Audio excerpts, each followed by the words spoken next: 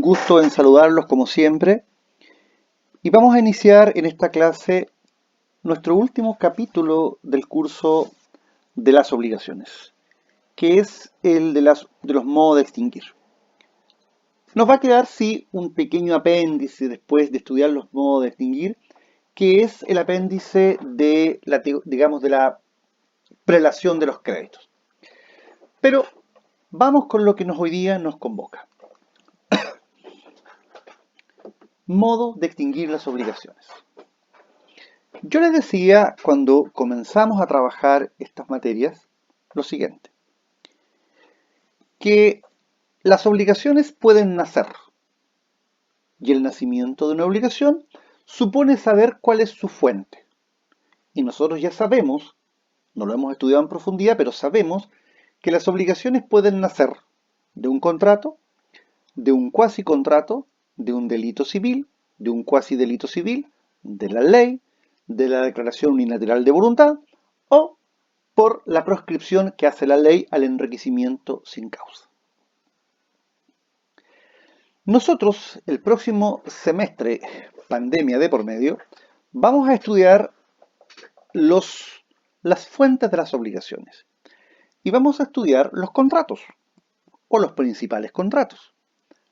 La promesa, la compraventa, la permuta, el arrendamiento, el mandato, el comodato, el depósito, la prenda, la fianza, la hipoteca. Luego vamos a estudiar los cuasicontratos, la agencia oficiosa o gestión de negocio ajeno y el cuasicontrato de comunidad. Y vamos a estudiar además las obligaciones que surgen de los delitos y cuasidelitos, lo que se conoce como el Estatuto de la Responsabilidad Civil Extracontractual. Nosotros ya estudiamos los distintos tipos de obligaciones. Estudiamos los efectos que se derivan de una obligación. Y hasta ahora hemos estudiado principalmente los efectos asociados al incumplimiento. Y ahí están los remedios que la ley pone a disposición del acreedor. Por un lado tenemos, por ejemplo, el cumplimiento específico o cumplimiento forzado de la obligación, el cumplimiento por equivalencia o indemnización de perjuicio y los derechos auxiliares del acreedor. Nos corresponde ahora estudiar los modos de extinguir, o sea, aquellos hechos o actos a los que la ley les atribuye el valor de hacer cesar los efectos de una obligación. Esto está principalmente tratado en el artículo 1567 del Código Civil, que regula 10 modos de extinguir obligaciones. No obstante, esta enumeración amerita o merece que hagamos dos comentarios u observaciones. El primer comentario u observación es que si bien la norma tiene 10 numerales, en definitiva la norma contiene 11 modos de extinguir. ¿Por qué? Porque en el inciso primero está la llamada resciliación o mutuo disenso. Y segundo comentario es que la enumeración que realiza el artículo 1567 es meramente ejemplar y no taxativa. ¿Por qué? Porque podemos encontrar nosotros en otras disposiciones legales modos que no están en la enumeración del 1567. ¿Como cuáles? 1. El plazo extintivo. El plazo extintivo no está en el 1567. Y sabemos que hay muchos contratos que utilizan el plazo extintivo, como por ejemplo el arrendamiento, como por ejemplo el contrato de trabajo, como por ejemplo el contrato de mandato. 2. Tampoco está en la enumeración del 1567 la llamada dación en pago. 3. Tampoco está la imposibilidad absoluta de cumplir una obligación de hacer. Contratamos entonces, ¿cierto?, para el matrimonio, para la fiesta de divorcio a un cantante y resulta que el cantante se nos muere. Imposibilidad absoluta de cumplir una obligación de hacer. El ejemplo lo hice con un cantante, ustedes verán con quién hacen el ejemplo. 4. Tampoco está en la enumeración del 1567 la voluntad de las partes, como ocurre, por ejemplo, en el llamado desahucio a propósito del contrato de arrendamiento, que también extingue obligación. Tampoco están la revocación y la renuncia, que son propias o que son causales propias de la terminación de un contrato como lo es el mandato. Y tampoco está la muerte como causal de extinción de obligaciones, porque hay obligaciones que son intransmisibles y hay contratos, ya lo sabemos, intuito persona, como por ejemplo el mandato. El mandato contempla dentro de las causales de su terminación, es decir, que acarrea la extinción de obligaciones, la muerte del mandante o del mandatario.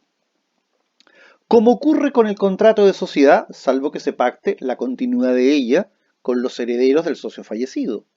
O como ocurre con el comodato. Por lo tanto, si ustedes se dan cuenta, el 1567 tiene 10 numerales, pero son 11 modos de extinguir. Y si agregamos los que acabamos de mencionar, en definitiva podemos decir que son 13, 15, 17 modos de extinguir. Por lo tanto, nosotros vamos a estudiar estos 17 modos de extinguir obligaciones. Vamos a partir en primer lugar por la resiliación o mutuo disenso. La resiliación o mutuo disenso es aquel modo de extinguir obligaciones que se relaciona con la siguiente idea. Las cosas se deshacen como se hacen.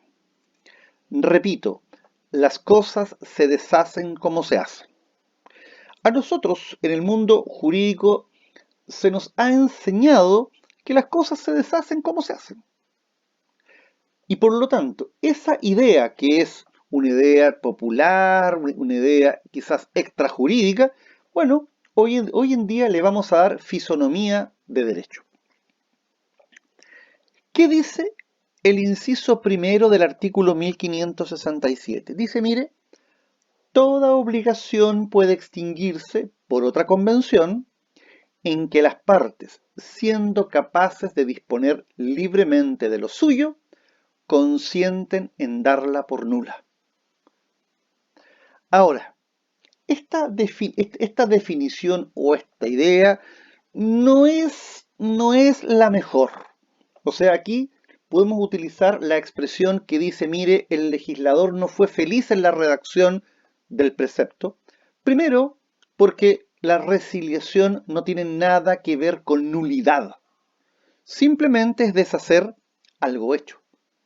Pero no porque exista un vicio o un defecto en el origen, sino que simplemente por decisión de las partes. Cuando nosotros resiliamos un contrato, no hay causal de nulidad de por medio. Por lo tanto, claramente el legislador en esta frase no fue todo lo preciso que hubiese sido el caso requerido.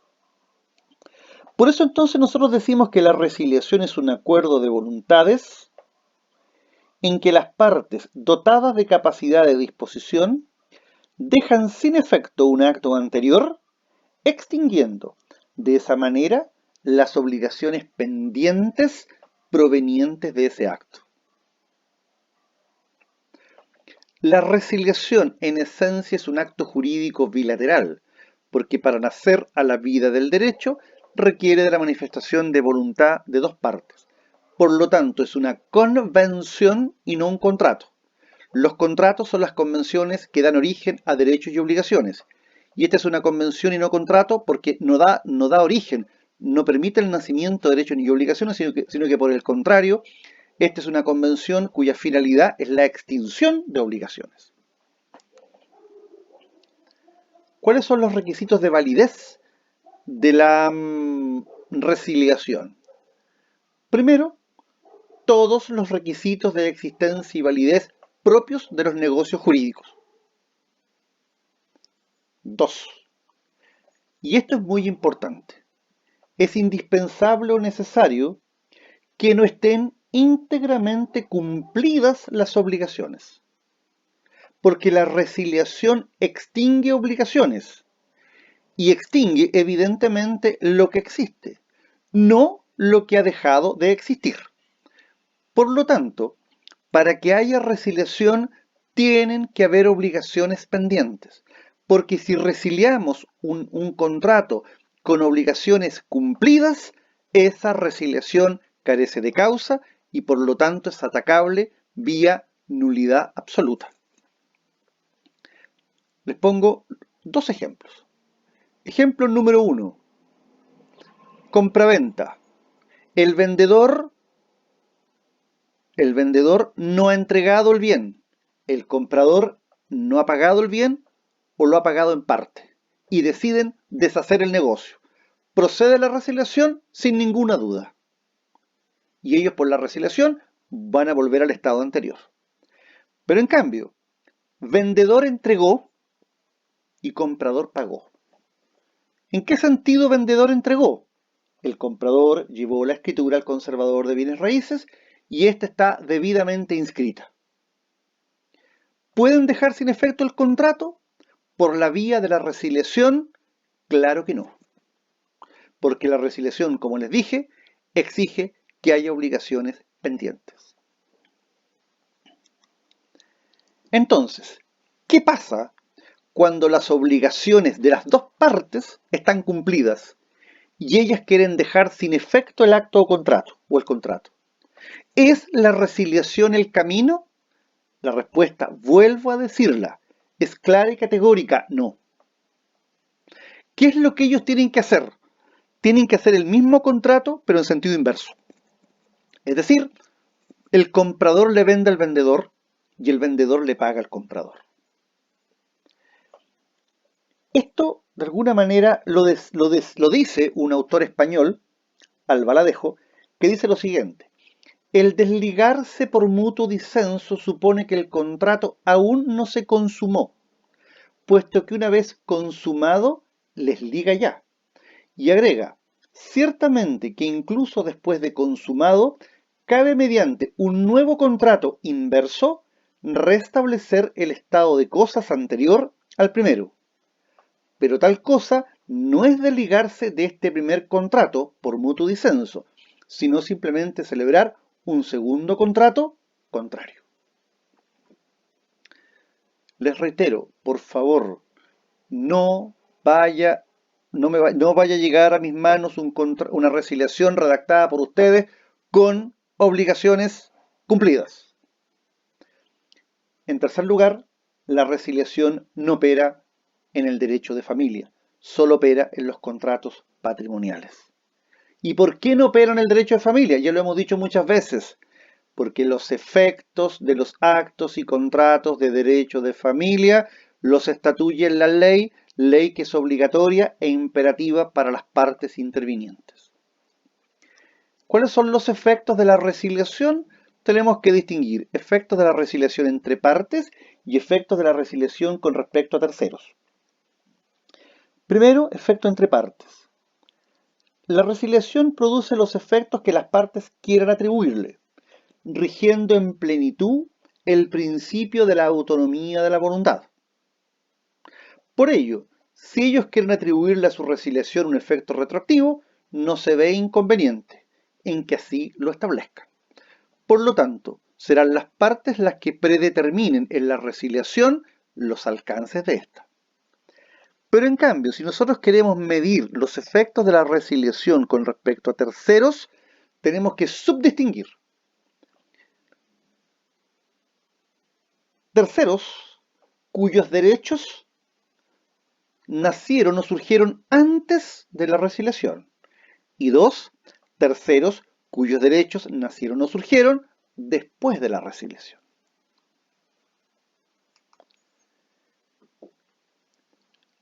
Tratándose de los terceros cuyos derechos nacieron antes de la resiliación, la misma no les afecta, le es inoponible. Y ahí yo pongo un ejemplo. Si Pedro vende a Juan un inmueble que este último hipoteca a Luis, la resiliación de la compraventa entre Pedro y Juan no va a afectar la hipoteca de Luis. Es decir, cuando Pedro recupere la propiedad, la recupera con la hipoteca. Por lo tanto, la resiliación le es inoponible. En cambio, aquellos terceros cuyos derechos surgen después de la resiliación, evidentemente que ella les va a afectar y por lo tanto ellos van a tener que soportar las consecuencias de la resiliación. Con ello entonces nosotros damos por terminado el primer modo de extinguir, que se llama la resiliación o mutuo disenso. Vamos a dejar para una próxima cápsula el estudio o el inicio del estudio, más bien dicho, del segundo modo, que nosotros sabemos que es el pago.